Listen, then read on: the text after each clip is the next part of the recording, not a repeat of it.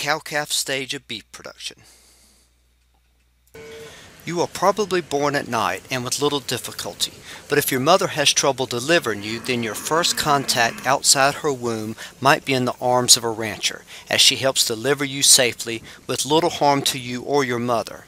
As the sun rises, you see the world for the first time, and one of these sights is the rancher's truck coming your way. Your mother does not run from the truck, as it is delivering food, so you do not run either. As your mother begins munching on the grain, the rancher quickly catches you, places an ear tag in your ear, coats your navel with iodine, and then releases you. This tag contains a number, which is basically your name, allowing the farmer to record your mother's identity and also track your progress.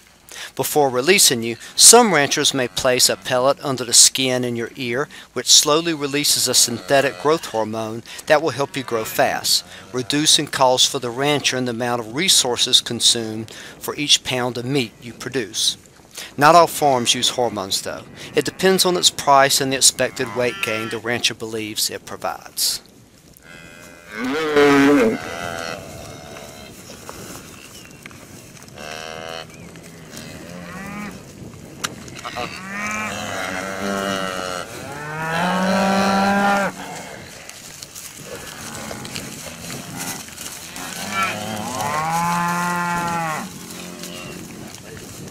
For the next month, you will never be touched by a human hand.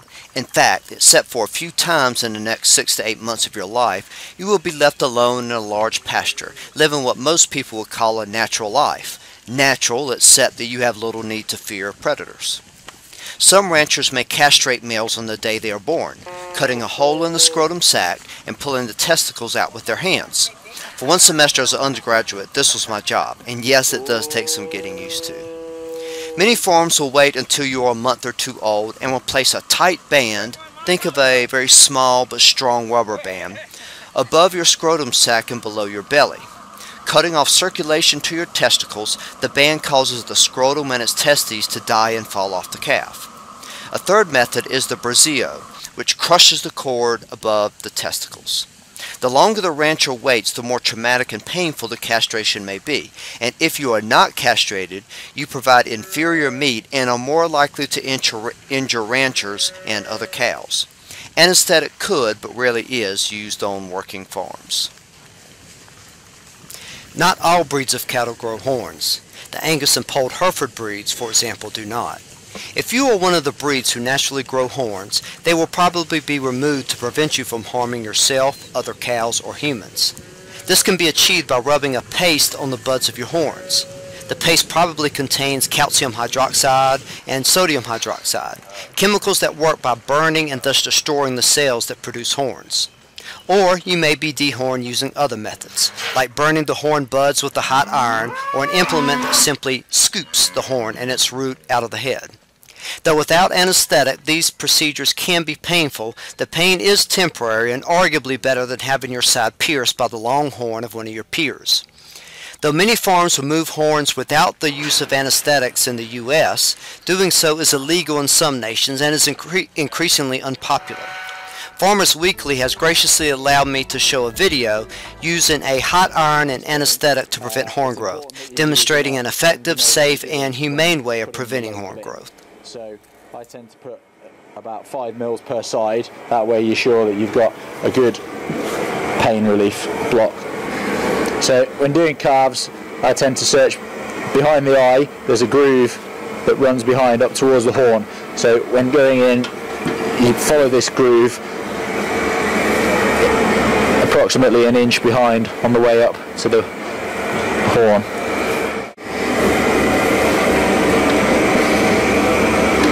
And I tend to fan the needle about so that you get a good coverage of local in the area where the nerves run behind the eye and under the skin. So make sure you do it on both sides.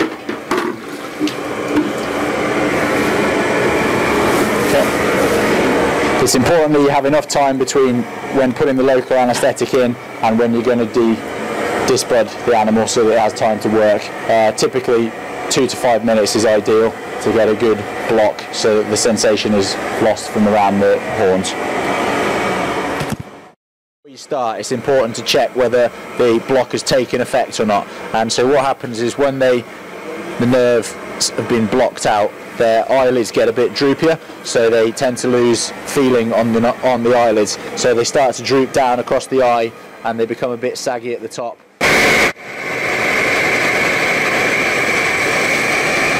So it's important when dehorning you make sure that the irons are hot enough so that they do the job quickly, and also they'll sear the skin from stopping any bleeding. So they're nice and pink, nice and hot. So it's important that you restrain the calf properly, get the calf held with the head tilted, all skin out the way that possibly can get in the way and get burnt. Still nice and hot. Find the ridge where the horn or the disc budding is going to take place, which you can see is a little bit of a ridge there. Then you're going in over the horn, just give it a good twist, make sure you're scouring around, twisting around like that, which is going to pop out the skin, and then you pop it out and you're left with a nice clean area where the horn has been removed from the underlying tissue. That will leave you with no horn that's going to grow. Okay. So it's nice and cauterized, there's been no pain for the calf because it's been anaesthetized, the local skin, and that's free from infection. We'll also blue spray it now so that there's no infection gets in the wound. So we put blue spray over the area, so that's an antibiotic spray. That's it. Yeah. It will likely be cold the day you were born, perhaps in late February or early March. It may strike you as odd that every other calf is about your age. This is because every mother cow conceived at about the same time because they were brought into estrus simultaneously. Ranchers synchronize estrus by inserting a small device in the cow's vagina, a device referred to as a CIDR, an acronym, which resembles a tampon. The CIDR will remain in the vagina for 7 days. On the 6th day, an injection of prostaglandin is administered, and on the 7th day, the CIDR is removed. The cow will then go into heat, that is, estrus, meaning ready to conceive, 8 to 11 days after the CIDR is inserted, and 1 to 3 days after it is removed. Not all ranchers synchronize estrus. Some may instead observe the cattle and simply breed them when they come into heat. On any given day, there are a number of different ways of detecting which cows are in heat.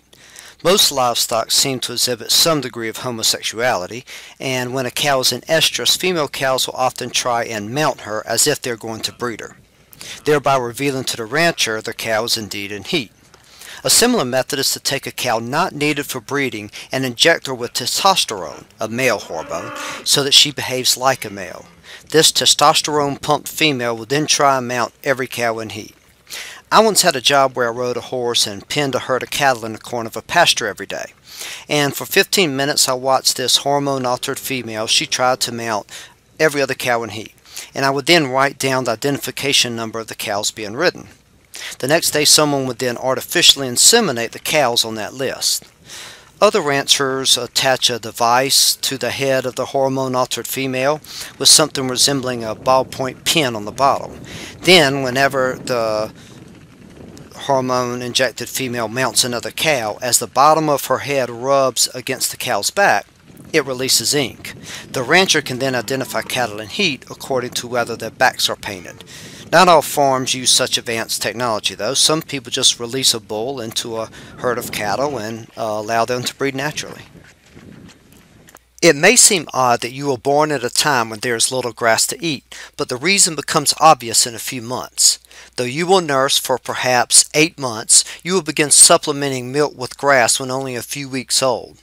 By June and July, you are growing fast, constantly nursing and grazing, and your mother needs as much nourishment as possible to produce your milk. June and July also happens to be the time when the grass, the cheapest feed available to the farmer, is most available. You were born in late winter so that grass is most abundant when it is most needed. To help meet all your nutritional needs, there is always a mineral block, or bowl of ground minerals, in the pasture, something you feel the urge to lick periodically. This helps ensure that you have all your mineral needs met, but it might also contain some antibiotics, which helps you stay healthy and grow fast.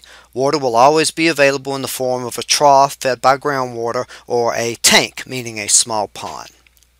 When noticing that all other calves are roughly your age, what you do not recognize was that there is a smaller herd of cows you never encountered on the farm. Cows in this herd were born in early fall, and thus needed food the most when it was cold and no grass grew. Around the time you were born, these calves were being weaned, sent to the market for sale. Because there was no grass, the rancher provided these cows forage in the form of hay, so they did have plenty to eat. Feeding hay is more expensive than grazing grass, though, and thus these fall-born calves are more expensive to raise. The higher expense discourages ranchers from calving in the fall, but because there are fewer weaned calves on the market in March, the rancher receives a higher price. Thus, some producers are willing to incur the higher cost of calving in the fall because those calves will receive a higher price in the market. Markets thus coordinate ranchers' calving such that there are weaned calves at almost all times of the year, and thus there's a year-round supply of fresh beef.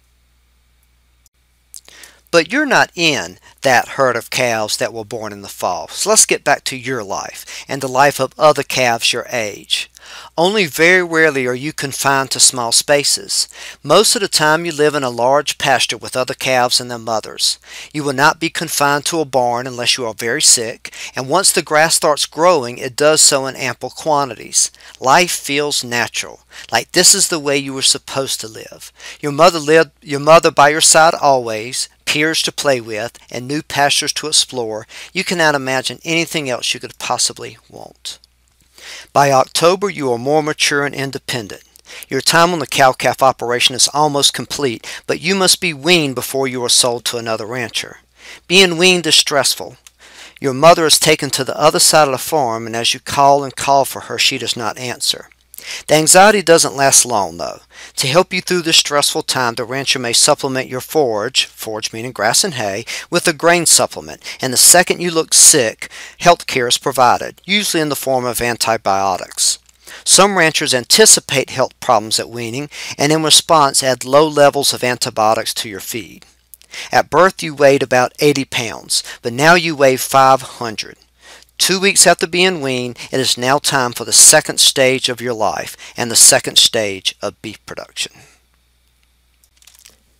Before going to the second stage of your life, let's pause and consider what your life would have been like if you had been born a heifer, which is what females are called before they have their first calf.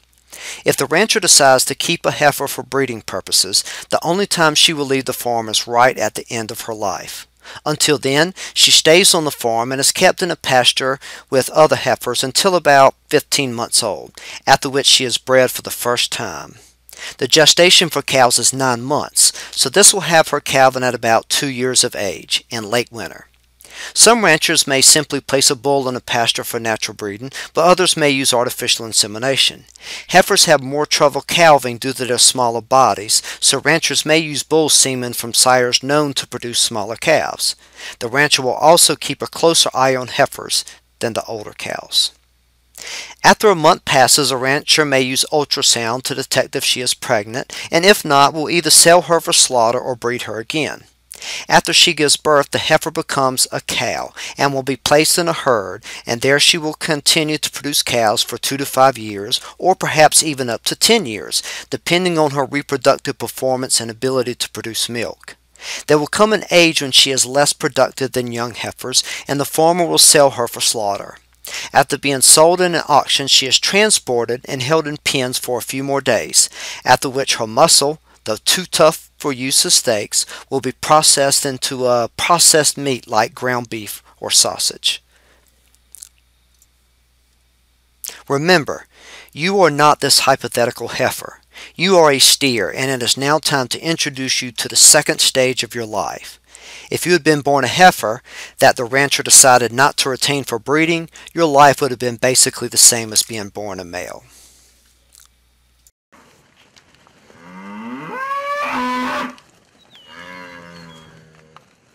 After being taken to an auction and sold to a new owner, you are placed into a group of strangers of roughly the same size and age. For a few days you are held in small pens and then transported to your new home. There you are again held temporarily in pens, and perhaps another synthetic growth hormone will be placed under the skin of your ear. The farmer may replace your old ear tag with a new one and may even brand you using a hot iron or an extremely cold iron, which permanently turns the hair white. Just to be safe, you might be administered some antibiotics in your feed, but only a short time passes until you are once again released into a large pasture. It's not exactly the home you once knew, but very close to it. Now you are a stocker calf, and the first thing you notice is that the grass tastes different. You have tasted wheat for the first time. The farmer grew wheat for two reasons: to feed cattle and to harvest the wheat for sale. However, she can only do both if you and your friends are removed from the wheat pasture before the wheat develops what they call its first hollow stem. This is when an ungrazed wheat plant begins growing a hollow stem just above the level of the plant roots and has reached a level of about 1 inch. If wheat prices are low and the price of cattle is high, the farmer may decide to let you continue grazing wheat after the first hollow stem, foregoing the sale of wheat so that she can sell you at a higher weight. This is your story of the stocker stage of production if you were raised in the south central U.S. In other places you might be fed hay and grain during the winter, or perhaps grazed on winter wheat planted exclusively for grazing, and thus will not be harvested for wheat seed. Some farmers may use fescue or clover, which provide grazing in the fall or spring.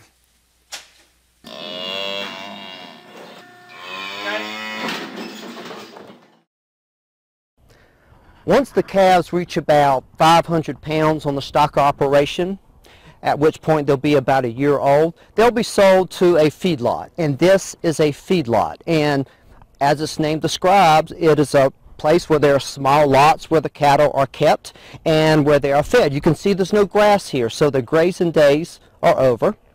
And although they are in a rather confined pen, it's not near as confined as hogs and layers are on pork and egg farms. In fact, the cows here get about 10 times more space than hogs do on hog farms.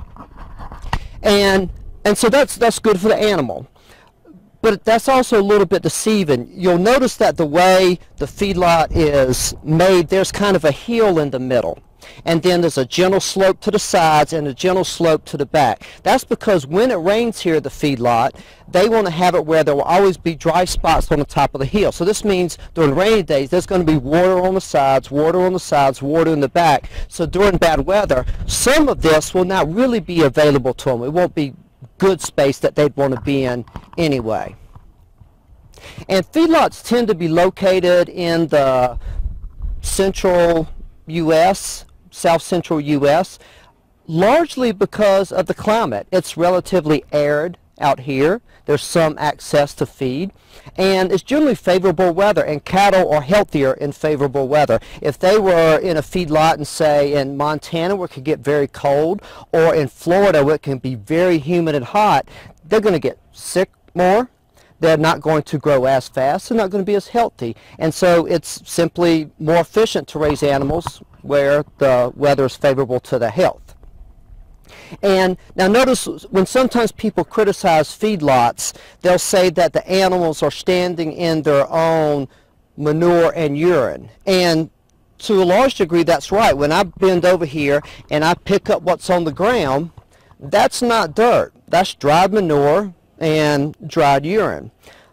But when you look at it, it looks kind of like dirt. Well, this is another advantage of having a feedlot in the south central U.S. because it's so dry, they're not knee-deep in muddy manure. It's mostly dry, and it doesn't cling to them that much and doesn't cause that much sickness. You've probably seen on the cow-calf operation, and now you're going to see here, that cows are relatively gentle creatures. They're a little skittish of you. They don't want you to touch them, but they're not terrified of you, and they're certainly not aggressive in any way. We've seen that up to the time the cow comes into the feedlot, they have constant access to pasture or hay, usually lots of room to roam around, but they don't anymore. They don't have grass anymore. They don't have lots of room. It's a rather uninteresting, boring pen. And so there are certainly some disadvantages to being in a feedlot for the cow, but there are some advantages. Although the cow no longer gets that grass that they're used to eating, they get something that they like even more. Cattle love this. They love it more than grass. When the cow first gets here, the feed that they get is going to be mostly hay, which is just dried grass, harvested grass. But then the more time they spend here, the less hay there'll be in here and more grain, things like corn, soybean meal. And those are the foods cattle really love. So if you went to this feedlot and opened up the back gate and gave them access to pasture, they would go out into the pasture. They would eat some of the grass. They would lie in the grass. But when they saw that feed truck roll around, they would come right back in and go to the trough to eat. So there are some disadvantages being in a feedlot, but the advantage is they get a food that they absolutely love and lots of it.